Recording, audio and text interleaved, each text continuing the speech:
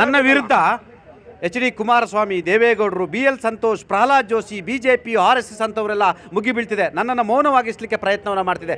ನಾನು ಈ ದೇಶದ ಮನುವಾದಿಗಳ ವಿರುದ್ಧ ನಾನು ಧ್ವನಿ ಎತ್ತಿದರೆ ನನ್ನನ್ನು ಧ್ವನಿ ಅಡಗಿಸಲಿಕ್ಕೆ ಮಾಡ್ತಕ್ಕಂಥ ಷಡ್ಯಂತ್ರ ಅಂತ ಹೇಳ್ತಾರೆ. ಹಾಗಾದರೆ ದೇವೇಗೌಡರು ಕುಟುಂಬದವ್ರನ್ನ ಯಾರೋ ವಿರೋಧ ಮಾಡ್ಕೊತಾರೆ, ಅವ್ರಿಗೆ ಈ ರೀತಿ ಮಾಡಲಿಕ್ಕೆ ತಾವು ಏನಾದ್ರು ಪ್ಲ್ಯಾನ್ ಮಾಡ್ತೀರಾ?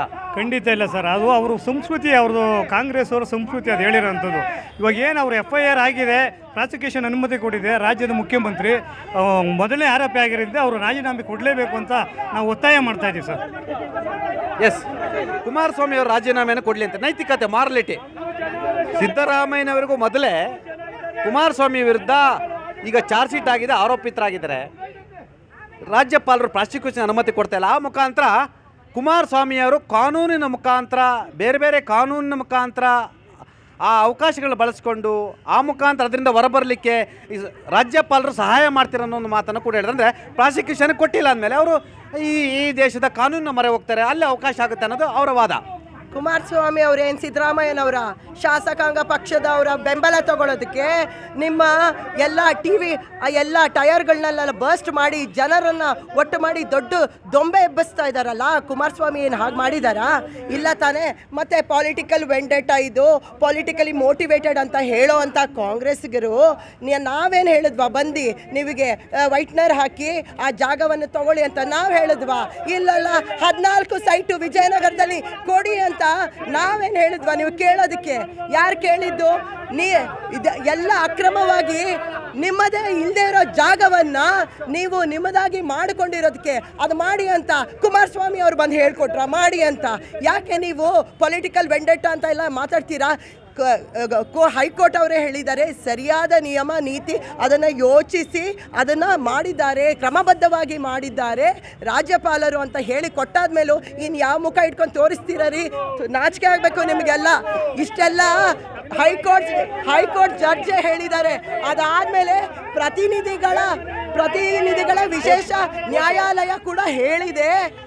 ಪ್ರತಿನಿಧಿಗಳ ಒಂದು ನಿಮಿಷ ನೋಡಿ, ಅಲ್ಲ ಇವರು ಸೋನಿಯಾ ಗಾಂಧಿ ಅಂತ ಹೇಳ್ತಾರೆ ಆಂಟೋನಿಯೋ ಮೈನೋಗೆ, ಅಂದ್ರೆ ಹೆಸರಲ್ಲೇ ಸುಳ್ಳು ಹೇಳ್ಕೊಂಡು ನಮ್ಮ ದೇಶವನ್ನ ಆಡಳಿತ ಮಾಡ್ತಾ ಇರುವಂತಹ ಇವರು ಇಟಲಿ ರಾಜ ರಾಣಿಯರೆಲ್ಲ ಇಲ್ಲಿ.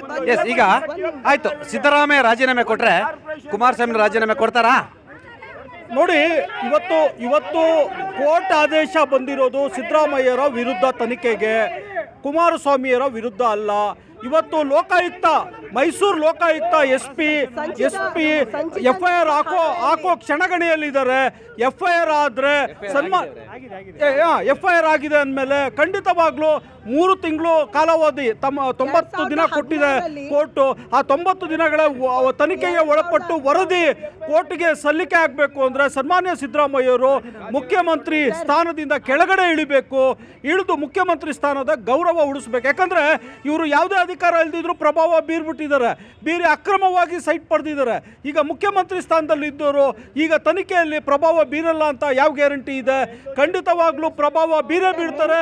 ಹಾಗಾಗಿ ಪಾರದರ್ಶಕವಾದ ನ್ಯಾಯಯುತ ತನಿಖೆ ಆಗಬೇಕು ಅಂದ್ರೆ ರಾಜೀನಾಮೆ ಕೊಟ್ಟು ಪಾರದರ್ಶಕವಾದ ತನಿಖೆ. ಲೋಕಾಯುಕ್ತ ಇವತ್ತು ಸ್ನೇಹಮಯ್ಯ ಅವರು ಕೂಡ ಹೋದ್ರು, ಅಲ್ಲಿ SP ಉದ್ದೇಶ ಅವರು ಇಲ್ವೇ ಇಲ್ಲ. ಎಲ್ಲಿ ಹೋದ್ರು?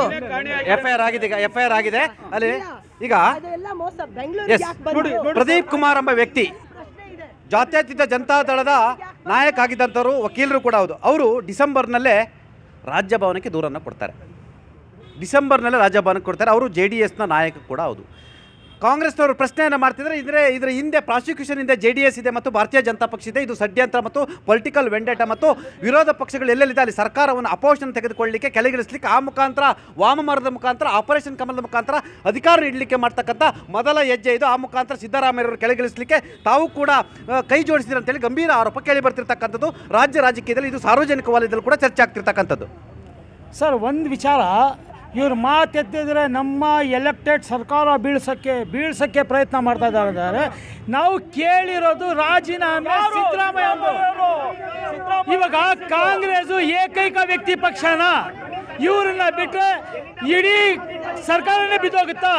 136 ಜನ ಮ್ಯಾಂಡೇಟ್ ಇರೋದು ಅದಕ್ಕೆ. ನಾವು ಕೇಳ್ತಾ ಇರೋದು ಸಿದ್ದರಾಮಯ್ಯ ಮಾತ್ರ. ಕಾಂಗ್ರೆಸ್ ಪಾರ್ಟಿ ರಿಸಿಗ್ನೇಷನ್ ಅಲ್ಲ, ಇಡೀ 136 ಜನ ರಿಸಿಗ್ನೇಷನ್ ಅಲ್ಲ, ಹೆಂಗ್ ಬೀಳುತ್ತೆ ಸರ್ಕಾರ? ಬೇರೆ ಈ ವ್ಯಕ್ತಿ ವಿರುದ್ಧ ನಾವು ಮಾತಾಡಿರೋದು. ಯಾವುದೇ ಕಾರಣಕ್ಕೂ ಇವರು ರಾಜೀನಾಮೆ ಕೊಳ್ಳೇಬೇಕು.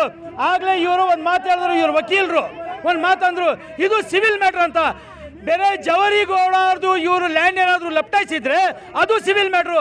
ಮೂಡ ಲ್ಯಾಂಡ್ ಲಪ್ಟಾಯಿಸಿರೋದು, this is come under the government. ವೀರಣ್ಣವ್ರು ಏನೆಲ್ಲ ಕೊಟ್ಟಿದ್ದಾರೆ ನೋಡಿ ಸನ್ಮಾನ್ಯ ಉಪಮುಖ್ಯಮಂತ್ರಿಗಳು ಬೆಂಗಳೂರು ರಸ್ತೆ ಗುಂಡಿ ಮುಚ್ಚೋದಕ್ಕೆ ಸೆಪ್ಟೆಂಬರ್ 15 ಕಾಲಮಿತಿ ಕೊಟ್ಟಿದ್ರು. ಮುಖ್ಯಮಂತ್ರಿಗಳು ಸೆಪ್ಟೆಂಬರ್ 20 ಅಂದರು. ನಾನು 1 ತಿಂಗಳ ಮೇಲಾಗಿದೆ ರಸ್ತೆ ಗುಂಡಿ ಆನ್ಲೈನಲ್ಲಿ ಕಂಪ್ಲೇಂಟ್ ಮಾಡಿ. ರಸ್ತೆ ಗುಂಡಿ ಮುಚ್ಚೋದಕ್ಕೆ ಈ ಸರ್ಕಾರದ ಫೋಕಸ್ ಮಾಡಿ, ಕ್ಯಾಮ್ರಾ ನೋಡಿ, ಎಲ್ಲ ಡೀಟೇಲ್ ಇದೆ, ಇದರಲ್ಲಿ ಡೇಟ್ ಕೂಡ ಇದೆ. ಸಿದ್ದರಾಮಯ್ಯ ಮಾತಾಡೋಣ ಅಲ್ಲ ನೋಡಿ ಯಾವ ರೀತಿ ಸರ್ಕಾರ ನೋಡಿ. ಸಿದ್ದರಾಮಯ್ಯರು ಅವರ ಭ್ರಷ್ಟಾಚಾರದ ಹಗರಣಗಳು ಅವರ ಬುಡಕ್ಕೆ ಬಂದಾಗ ವಿರೋಧ ಪಕ್ಷದವರನ್ನ ಅಣಿಲಿಕ್ಕೆ ಅವರ ಮೇಲೆ ಇಲ್ಲ ಸಲ್ಲದ ಸುಳ್ಳು ಆರೋಪಗಳು. ನೀವು ರಾಜೀನಾಮೆ ಕೊಡಿ, ಅವರು ರಾಜೀನಾಮೆ ಕೊಡ್ಲಿ, ಅವರು ರಾಜೀನಾಮೆ ಕೊಡ್ಲಿ, ಎಲ್ರಿಗೂ ಕಾನೂನು ಒಂದೇ ಆಗ್ಲಿ ಅನ್ನೋದು ಚರ್ಚೆ. ಕಾನೂನು ತೀರ್ಮಾನ ಮಾಡುತ್ತೆ ಸರ್. ನೀವು ಕಾನೂನು ಇವಾಗ ಲೋಕಾಯುಕ್ತ ಪೊಲೀಸ್ ತನಿಖೆದಲ್ಲಿ ಅವರನ್ನ ಬಂಧಿಸಿ ಕಸ್ಟೋಡಿಯಲ್ ಇಂಟರೋಗೇಷನ್ ಮಾಡ್ಬೇಕಂದ್ರೂ ಕೂಡ ಮಾಡಬೇಕಾಗತ್ತೆ. ಯಾಕಂತ ಹೇಳಿದ್ರೆ ಈ ಹಗರಣ ಮಾಡಿರೋಂಥ 420 ಕೇಸು ಈ ದೇಶದಲ್ಲಿ ಕರ್ನಾಟಕದಲ್ಲಿ ಮೊಟ್ಟ ಮೊದಲ ಬಾರಿಗೆ ಮುಖ್ಯಮಂತ್ರಿಗಳ ವಿರುದ್ಧ ಭ್ರಷ್ಟಾಚಾರ ಕಾಯ್ದೆ ನಿಗ್ರಹ ಕಾಯ್ದೆ ಅಡಿ FIR ದಾಖಲಾಗಿರ್ತಕ್ಕಂಥದ್ದು. ಇದು ರಾಜಕೀಯ ಪ್ರೇರಿತನ? ಇದು ರಾಜಕೀಯನೋ ಏನೋ, ಅವ್ರು ಹೆಂಗಾದ್ರೂ ಬಡ್ಕೊಳ್ಳಿ. ಪಾಪ ಯಾರೋ ಮಾಡಿದ ತಪ್ಪಿಗೆ ತವ್ರ ಮನೆ ಉಡುಗೊರೆ ಅಂತ ತಗೊಂಡಿದ್ದ ತಾಯಿನ ಇವತ್ತು ಬೀದಿಗೆ ಎಳ್ದು ಅವ್ರ ಮೇಲೆ FIR ಹಾಕಿದಾರಲ್ಲ, ತಗೊಳ್ಳೋದು ತಪ್ಪ. ಅದು ಆ ಒಳಗಡೆ ಇರೋ ತವ್ರ ಮನೆ ಉಡುಗೊರೆ ತಗೊಳ್ಳೋದು ತಪ್ಪ? ತವ್ರ ಮನೆ ಉಡುಗೊರೆ ತಗೊಳ್ಳೋದು ತಪ್ಪ? ನೀವು ಹೆಣ್ಮಕ್ಳಿದ್ದೀರಾ?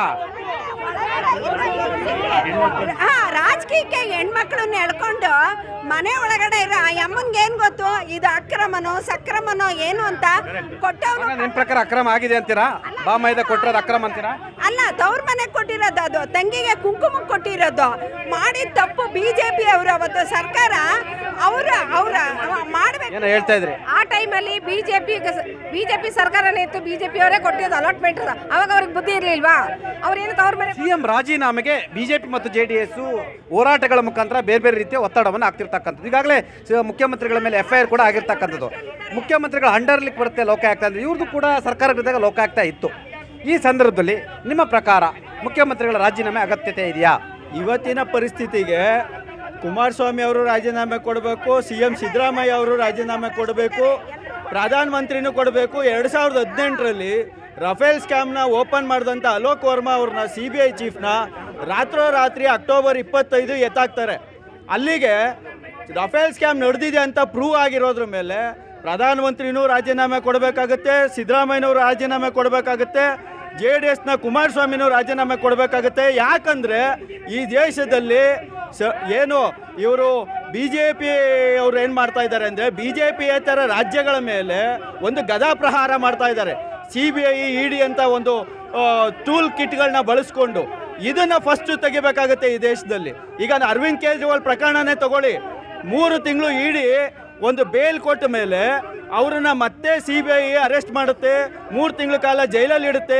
ಯಾವುದೇ ಒಂದು ಚಾರ್ಜ್ ಶೀಟ್ ಇಟ್ಟಾಗ ಸುಪ್ರೀಂ ಕೋರ್ಟ್ ಹೇಳುತ್ತೆ CBIಗೆ, ನೀವು ಪಂಜರದ ಗಿಳಿಗಳಾಗಿ ವರ್ತಿಸಬೇಡಿ, ನೀವು ಇಂಡಿಪೆಂಡೆಂಟಾಗಿ ಕೆಲಸ ಮಾಡಿ ಅನ್ನೋ ಒಂದು ಸಂದೇಶನ ಕೊಡುತ್ತೆ. ಅಲ್ಲಿಗೆ ಇದು CBI ಇವೆಲ್ಲ ಬಳಸ್ಕೊಳ್ತಾ ಇರೋದು BJPಯ ಷಡ್ಯಂತ್ರ ಅಂತ. ಇದು ಟೂಲ್ ಕಿಟ್ ಅನ್ನೋ ಮಾತನ್ನ ಹೇಳಿದ್ರು. ಆದರೆ BJP ಕರ್ನಾಟಕದಲ್ಲಿ ಕಾಂಗ್ರೆಸ್ ಸರ್ಕಾರ ಕೆಳಗಿಳಿಸಲಿಕ್ಕೆ, ಕಾಂಗ್ರೆಸ್ ಸರ್ಕಾರವನ್ನು ವಜಾ ಮಾಡಲಿಕ್ಕೆ ಏನಾದರೂ ಟೂಲ್ ಕಿಟ್ ಬಳಸ್ತಿದೆಯಾ? ಸರ್ ನೋಡಿ, BJP ಅವರು ಒಂದು ರೀತಿ ಯಾವ ರೀತಿ ಮಾತಾಡ್ತಿದ್ದಾರೆ ಅಂದರೆ, ಇಡೀ ದೇಶದಲ್ಲಿ BJP ಪಕ್ಷಗಳು ಯಾವುದೇದಿದೆ ಅವೆಲ್ಲ ಭ್ರಷ್ಟಾಚಾರ ಮಾಡಿರೋ ಪಕ್ಷಗಳು ಅಂತ. ಹಾಗಾದರೆ BJP ಅವರಿಗೆ ಗೋವಾದಲ್ಲಿರುವ ಮುಖ್ಯಮಂತ್ರಿ ಬಗ್ಗೆ ಅವರಿಗೆ ಯಾವುದೋ ಆಪಾದನೆಗಳು ಬಂದೇ ಇಲ್ವಾ? BJP ಅವರಿಗೆ ಗುಜರಾತಲ್ಲಿರುವ ಮುಖ್ಯಮಂತ್ರಿ ಬಗ್ಗೆ ಯಾವುದೋ ಆಪಾದನೆಗಳು ಬಂದೇ ಇಲ್ವಾ? ಮಧ್ಯಪ್ರದೇಶದ ಮುಖ್ಯಮಂತ್ರಿ ಕಾಣ್ತಾ ಇಲ್ವಾ? ನಾನು ಯಾಕೆ ಹೇಳ್ತಾ ಇದ್ದೀನಿ ಅಂದರೆ, CBI ಮತ್ತು ED ಇಡೀ ದೇಶಕ್ಕೆ ಒಂದು ಸಂಸ್ಥೆಗಳಾಗಿರುತ್ತೆ.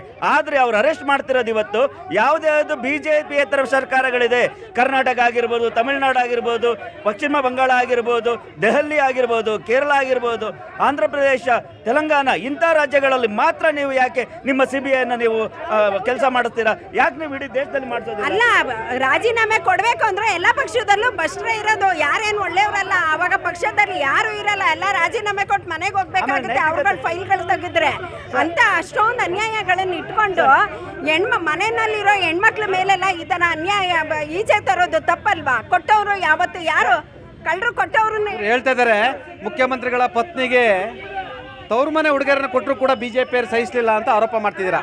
Yes sir. ಆಮೇಲೆ ನೋಡಿ ಸರ್, ತವ್ರ ಮನೆ ಉಡುಗೊರೆ ಕೊಟ್ಟಾಗ ಯಾರಿದ್ದಿದ್ದು? BJP ಇದ್ದಿದ್ದು. ಯಾಕೆ BJP ಸರ್ಕಾರ ಅವತ್ತೇ ಆಕ್ಷನ್ ತಗೊಂಡಿಲ್ಲ? ಅವತ್ತು ಯಾಕೆ ಒಂದು ಚಿಕ್ಕದಾಗ ಒಂದು ಕೇಸೋ ಇಲ್ಲ FIR ಹಾಕಿದ್ರೆ ಇವತ್ತು ಇದ್ರ ತನಕ ಬರ್ತಾ ಇರಲಿಲ್ಲ. ಅದಾದ್ಮೇಲೆ ಇವತ್ತು ನೈತಿಕತೆ ಕೇಳೋರು ಇವರು 4 ಜನ, ಏನು ಶಶಿಕಲಾ ಜೊಲ್ಲೆ ಇರ್ಬೋದು, ಮುರುಗೇಶ್ ನಿರಾಣಿ ಆಗಿರ್ಬೋದು, ಜನಾರ್ದನ್ ರೆಡ್ಡಿ, ಕುಮಾರಸ್ವಾಮಿ, 4 ಜನ ಬಂದು ನಾನು ರಾಜೀನಾಮೆ ಕೊಡ್ತೀನಿ ಅಂತ ಹೇಳಿ ನಾಳೆ ಬೆಳಿಗ್ಗೆ ಸಿದ್ದರಾಮಯ್ಯರು ಕೊಡ್ಬೇಕಾಗಿ ಬರುತ್ತೆ. Yes sir. ಈಗ ಭ್ರಷ್ಟಾಚಾರ ಅಂತ ಉಂಟಲ್ಲ, ಭ್ರಷ್ಟಾಚಾರ ಅದು ನಿಮ್ಮ ಆಮ್ ಆದ್ಮಿ ಪಾರ್ಟಿ ಮಾಡಿದ್ರು ಭ್ರಷ್ಟಾಚಾರ, ಕಾಂಗ್ರೆಸ್ ಮಾಡಿದ್ರು ಭ್ರಷ್ಟಾಚಾರ, JDS ಮಾಡಿದ್ರು ಭ್ರಷ್ಟಾಚಾರ, BJP ಮಾಡಿದ್ರು ಭ್ರಷ್ಟಾಚಾರ.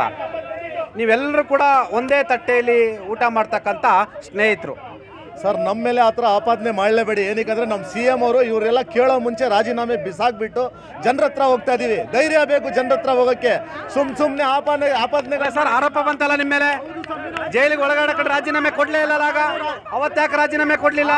ಹೊರಗಡೆ ಬಂದು ಯಾರು ಡಮ್ಮಿ CM ಮಾಡ್ಕೊಂಡು ನೀವು ರಾಜೀನಾಮೆ ಕೊಡ್ತೀವಂದ್ರೆ ಏನಕ್ಕೆ ರಾಜೀನಾಮೆ ಕೊಟ್ಟಿಲ್ಲ ಅಂದ್ರೆ ಅವತ್ತೇನಾದರೂ ರಾಜೀನಾಮೆ ಕೊಡ್ತಾ ಇದ್ರೆ ಎಲ್ಲ CMಗಳಿಗೆ ತಗೊಂಡೋಗಿ ಜೈಲ್ಗೆ ಹಾಕ್ತಾ ಇದ್ರು ಇವರು. ಇವಾಗ ಏನಕ್ಕೆ ರಾಜೀನಾಮೆ ಕೊಟ್ಟಿವಿ ಅಂದ್ರೆ ಕೇಳೋ ಮುಂಚೆ ರಾಜೀನಾಮೆ ಕೊಟ್ಬಿಟ್ಟು ಜನರ ಹತ್ರ ಹೋಗ್ತಾ ಇದೀವಿ. ಜನರು ತೀರ್ಮಾನ ಮಾಡಲಿ ನಾವು ಕಳ್ಳರು ಇಲ್ಲ ಅಂತ. ಇವ್ರಿಗೆ ಯಾರು ನೈತಿಕತೆ ಇದ್ರೆ ಇವರೆಲ್ಲ ಮೂಢ ಪ್ರಕರಣದಲ್ಲಿ ಯಾರು ತಪ್ಪು ಯಾರು ಸರಿ ನಿಮ್ಮ ಪ್ರಕಾರ? ಸರ್, ಯಾರು ತಪ್ಪು ಮಾಡಿದ್ರು ನೀರು ಕುಡಿಲೇಬೇಕು.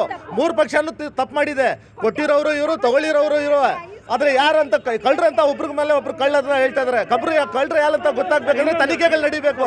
ತನಿಖೆ ನಡೆಯಕ್ಕೆ ಬಿಡ್ತಾ ಇಲ್ಲ. ಆ CBI ತನಿಖೆ ಮಾಡ್ತಾರೆ ಅಂದ್ರೆ ಜನ ಒಪ್ಪಲ್ಲ. ಏನಕ್ಕಂದ್ರೆ CBI ಮಾಡೋ ತನಿಖೆ BJP ಆಫೀಸಿಂದ ಏನ್ ಬರುತ್ತೆ ಅದು ಮಾತ್ರ ತಗೊಂಡ್ ಬಂದು ಇವ್ರು ಕೊಡ್ತಾರಷ್ಟೇ. ಆ ತನಿಖೆ ಇಲ್ಲ. ಅದು ಈಗ ಒಂದು ಮಾತನ್ನ ಹೇಳಿದ್ರು ಆಮ್ ಆದ್ಮಿ ಪಾರ್ಟಿಯವರು, CBI ಭಾರತೀಯ ಜನತಾ ಪಕ್ಷದ ಕಚೇರಿಯ ಕಡತಗಳು ಅವ್ರು ಏನು ಕೊಡ್ತಾರೆ ಅದನ್ನ ಇಟ್ಕೊಂಡು ತನಿಖೆ ಮಾಡುತ್ತೆ ಅಂತೇಳಿ. CBI ನಿಮ್ದು ಕೂಡ ಕಾಂಗ್ರೆಸ್ ಸರ್ಕಾರದ ಸಂದರ್ಭ ಕೂಡ CBI ಇತ್ತು. ಕಾಂಗ್ರೆಸ್ ಇದ್ದಾಗ BJP ಅದು ಕಾಂಗ್ರೆಸ್ ಬ್ಯೂರೋ ಆಫ್ ಇನ್ವೆಸ್ಟಿಗೇಷನ್ ಅಂದರು. ಈಗ BJP ಕಾಂಗ್ರೆಸ್ ಥರದ್ದು BJP ಬ್ಯೂರೋ ಆಫ್ ಇನ್ವೆಸ್ಟಿಗೇಷನ್ ಅಂತಿರ್ತಕ್ಕಂಥದ್ದು.